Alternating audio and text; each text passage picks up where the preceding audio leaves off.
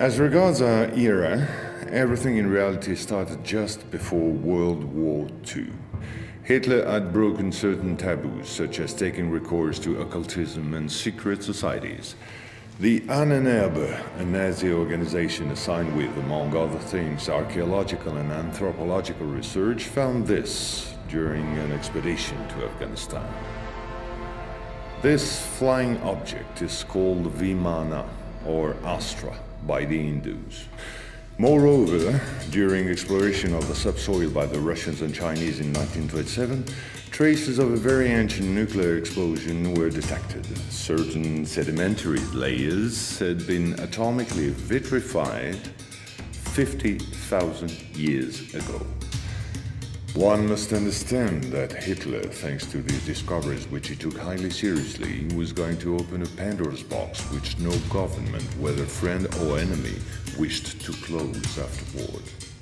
Behind tragic history, which we all know, lies a theory based on the existence of full moons associated with the four geological cycle.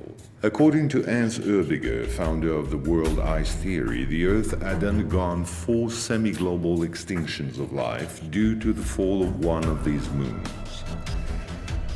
Effectively, as one goes along, the satellite moved closer, gravity changed and triggered some deep mutation of the genetic standard, thereby creating a race of highly intelligent giants measuring approximately between 10 to 13 feet tall. Several tens of thousands years later, the moon crashed, the impact causing a serious rise in sea levels and a nuclear-like global winter. This race of giants was to disappear due to a terrestrial gravity which had grown too powerful and incapacitating for their unusual size.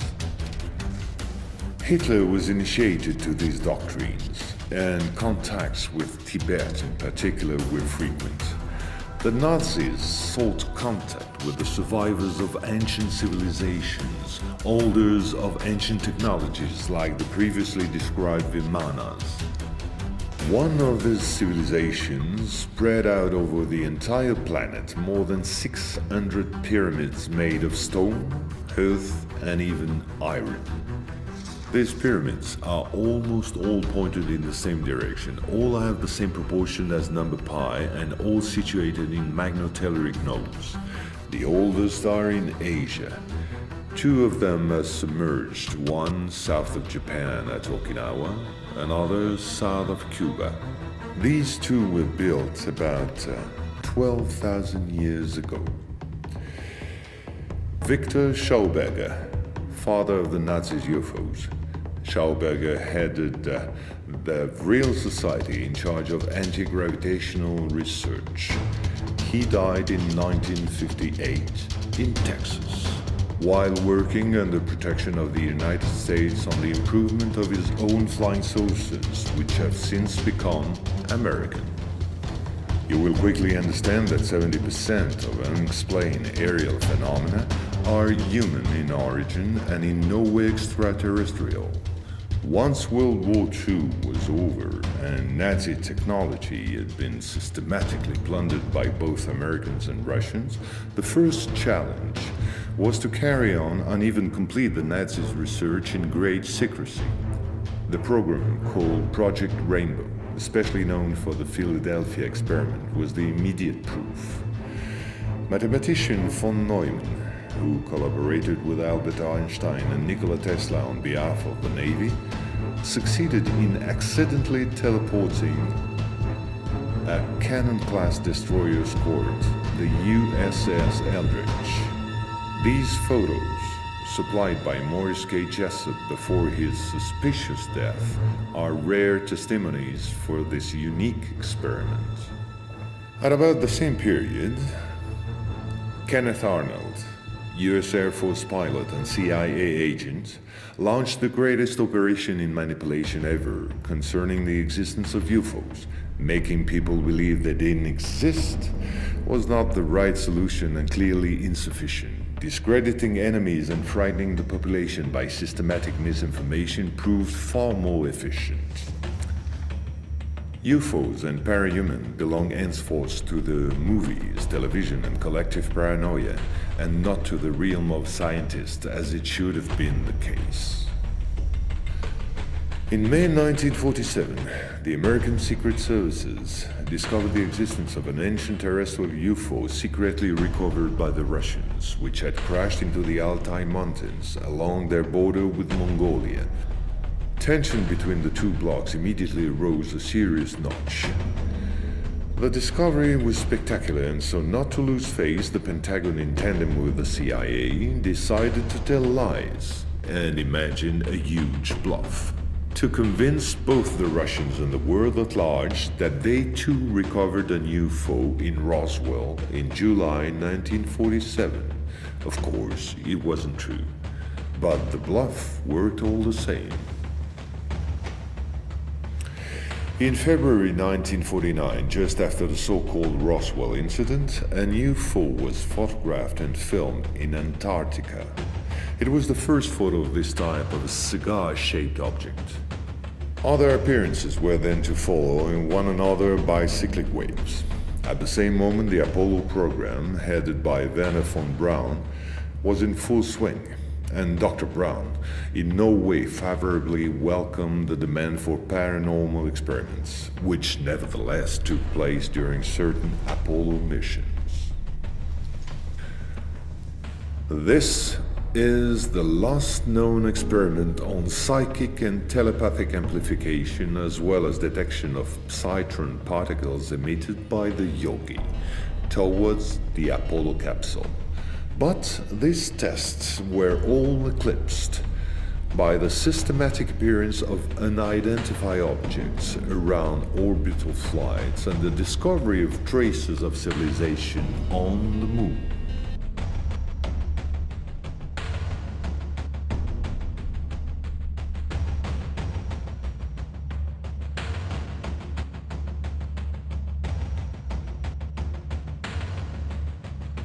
NASA had to face an avalanche of data and embarrassing proofs.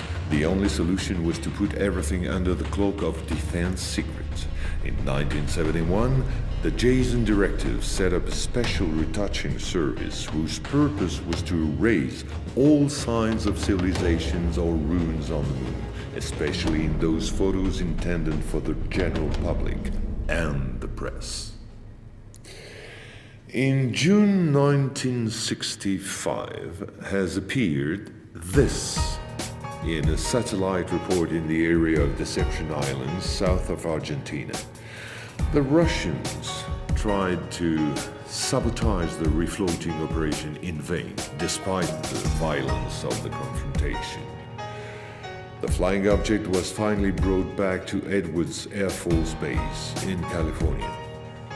And 10 years later, the first anti-gravitational drone using magneto-hydrodynamic propulsion, or MHD, made its debut test flight in the desert around Edwards Air Force Base, where a number of prototypes came into being.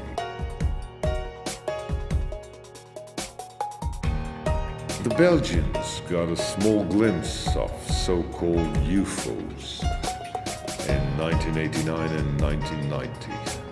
The incriminating model was a triangular-shaped Astra TR-3B or XR-7, capable of flying in total silence at more than Mach 10. The U.S. Department of Defense, through the multinational Raytheon, decided to invest a gigantic amount of money in an experimental program called HAARP, or High Frequency Activate Auroral Research Program. And it was quite a program. Officially, the base in Alaska studies the ionosphere. In truth, the real possibilities of the installation are enormous. Climate manipulations, deep detection of underground base or deposits, silent and remote destruction of any object, and most important of all, manipulation of human behavior. So, in 1996, a Russian satellite discovered in Antarctica the almost intact wreck of an immense spacecraft, revealed by the melting of the glaciers. The ice samplings indicated a crash date some 24,000 years ago. At the same moment, a volcanic eruption on the Deception Islands, the same islands as before, forced the Russian to request help from the United States, given the urgency and importance of recovery of the vessel. In the end, they suddenly dropped it all and evacuated the zone in panic. The device was finally destroyed by the Russians, extremely upset by the situation, which was no longer working to their advantage.